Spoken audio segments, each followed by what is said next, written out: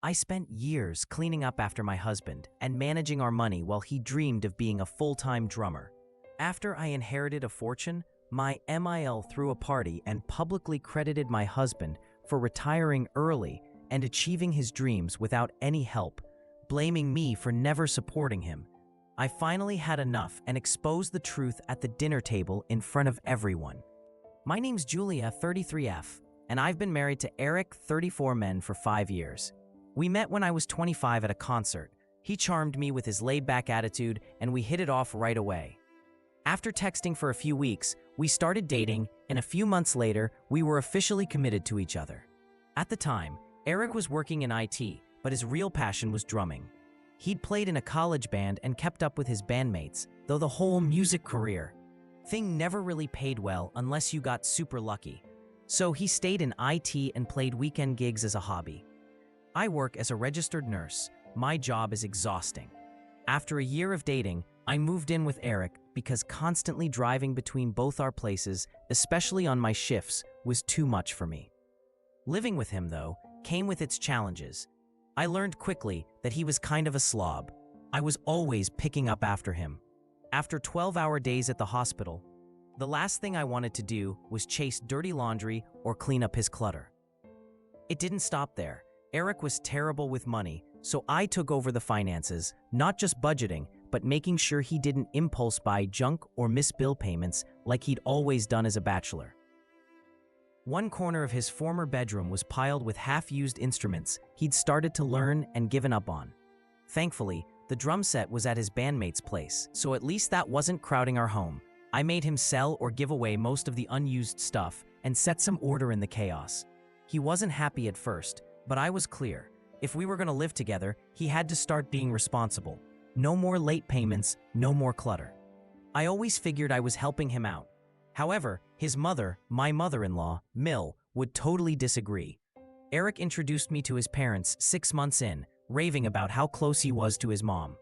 So I was expecting a warm welcome, but my Mill, Linda, 65F, was anything but cold, distant, and didn't try to hide her disinterest. She wasn't exactly mean, but it was clear she resented the changes I made. She liked to throw little jokes about how I was forcing her son to grow up early and called me the ball and chain, all the stereotypical digs. I let it ride because as long as Eric supported my efforts, I didn't care what she thought. Since then, we've kept it civil for Eric's sake, talking only in group settings, and even then barely more than we have to. Not sure if Eric ever noticed how frosty things were, but even if he did, he knew better than to get in the middle. That was the status quo until just a few weeks ago. Here's where the drama starts. My uncle Mark recently passed away. He was loaded, founder and CEO of a successful company, and with no wife or kids, he left half his fortune to my mom and half to me. Mark and I were close while I was growing up, and even as an adult, we'd stay connected. He was always the life of the party during holidays, and losing him really hurt. Inheriting so much money felt surreal, but honestly, I barely had time to process it because I was still mourning Mark. Of course, my husband didn't see it that way. Literally an hour after we returned from Mark's funeral and the will reading, Eric started talking about how we were rich now and he could quit his IT job to become a full-time drummer. I was so raw from the day, and here he was, not even acknowledging my grief, just talking about the money. I lost it. I told him that I inherited the money, not we, and that it would be up to me what happened to it. Even though I did plan to benefit both of us, my words stung, and we got into a massive shouting match. Eric accused me of never supporting him, never letting him have any fun, and now refusing to share the inheritance, even after he sacrificed his dreams for 5 years for me. I hated hearing that. If he didn't want to step up and be a partner, no one was stopping him from living however he wanted. We never had to move in together or marry. Committed relationships mean acting like adults. The fight dragged on for an hour full of yelling and name-calling, and then we didn't speak for days. It was the biggest fight we'd ever had, and I was upset, but stubborn. I wasn't going to call him first. What I said was out of anger, but what he said, those were his truths, bottled up for years. Yesterday morning, Eric finally broke the ice, apologizing and wishing we could take things back. I apologized too. I just needed peace, especially since our anniversary was that day and didn't want to keep fighting. We agreed to set the issue aside and talk once we'd both worked things out in our heads. Then, Eric mentioned that his mom, Linda, was throwing a dinner for our 5th anniversary. Did I want to go? I didn't want to spend the evening at my Mills house, but he promised we'd finally take the mountain trip we'd kept postponing. Plus, Linda had never made an effort like this before, so I figured I could at least attend happily for once. I put on my best dress, got my hair done, and off we went. When we arrived, the decorations were honestly beautiful, way above what I was expecting. I even complimented Linda, and she replied, "Well, Eric finally gave me something to celebrate, so I wanted to do it right." Odd, I thought. We'd been married 5 years, and she never did anything special before now. I'm not pregnant, so what's up with the cryptic comment? No time to dwell on it, though. Soon I was chatting with family and friends, and the night rolled along. When dinner was served, Linda raised a glass for a toast. I figured it was for our marriage anniversary. Wrong. She toasted Eric for working hard enough to retire early and chase his dream of being a professional drummer. She praised him for making it happen without any support, giving me a cold, pointed look, and said he'd overcome the odds and was finally doing what he was born to do. She was so proud, I was totally confused. Then Eric leaned over and whispered, admitting that he'd told Linda he was quitting his job soon to drum full-time, but that he'd saved up enough money himself, because if he said he was going to use my inheritance, she'd never accept it. I was furious. I hadn't agreed to any of this. Eric wasn't a good enough drummer to actually make a living. And just because I'd inherited money didn't mean he got to quit working and burn through it all. What really hurt, though, was Linda accusing me, publicly, of never supporting Eric. That just wasn't true. I've always been the one to encourage and keep him on track for his own good and for our future. And Eric just sat there, not defending me at all. I'd had enough. I stood up, ignored Eric's desperate pleas to sit back down, and made my own speech right there.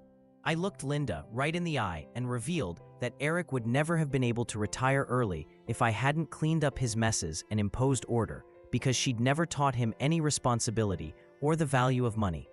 All that so-called wealth she was bragging about, it was my inheritance from my uncle, not something Eric earned. And now I was done with both of them. The family was silent. Some of their jaws actually dropped. My parents, who were there, were the only ones smiling. I left without another word, even with Eric running after me and calling my name. I drove to a nearby hotel to clear my head. No way was I going home to pretend everything was fine. It's been 2 hours since then, and while I've cooled off a little, I still can't get over what Eric did.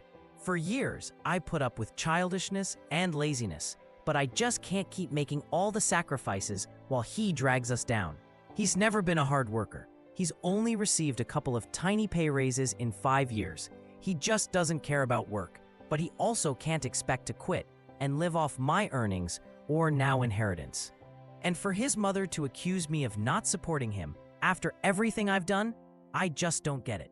Honestly, the worst part is Eric telling Linda all of this before even talking to me about it. I haven't opened any of his texts since I left. I'm too angry, and no an apology by text is pointless.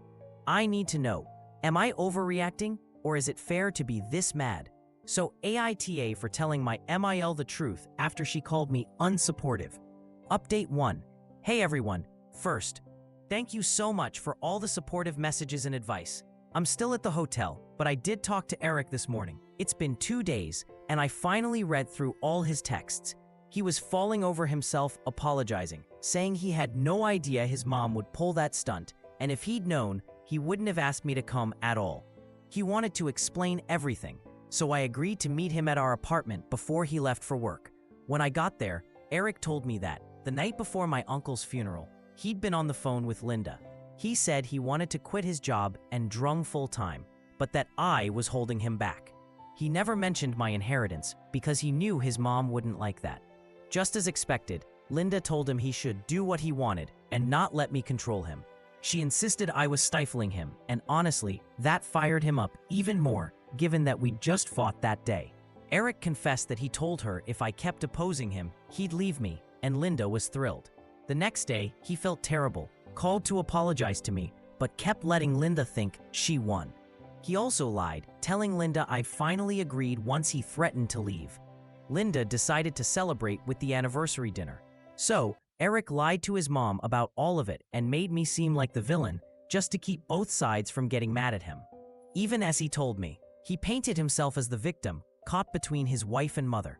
After hearing this, one thing finally clicked for me. I hadn't been a wife to Eric. I'd been his parent for 5 years. If Eric wants to quit his job and barely scrape by drumming in a garage band, that's his problem. I decided I was done parenting him. I packed a few things while he begged me to stay, but I was over it. I told him I wouldn't baby him anymore. And now he could pursue his dreams with no one nagging him. Then I left and blocked him everywhere. I can't keep waiting for someone who never puts me first. Honestly, I always made more than Eric, so those saying I abandoned him the second I inherited money couldn't be more wrong. I would have gladly shared the inheritance had he, actually had an adult conversation with me instead of starting a fight the day my uncle died. And as for being unsupportive, I did my best, paid for drum lessons, cheered him on at gigs, tried to budget so we could keep up with his hobby. He never stuck with anything long enough to get good though. We're done now. From here on, if he contacts me at all, it'll be through my lawyer. Update 2. Hey again, just a quick final update. I finally found an excellent lawyer a few days back and have filed for divorce. Eric and Linda even tried visiting my parents to apologize and fish for my location, but my parents just told them off. They saw firsthand what happened and want nothing more to do with them. Any apology at this point is way too late. It's obvious they just want some of that inheritance, but I'm making sure that never happens. I can finally afford a great attorney to protect what's rightfully mine. That's it for this story. I find this story to be a sharp example of how unequal emotional labor and boundary issues can undermine a marriage, especially when one partner feels entitled to the other's efforts or assets. The unraveling of these relationships often has deep roots and takes a crisis to bring everything to light.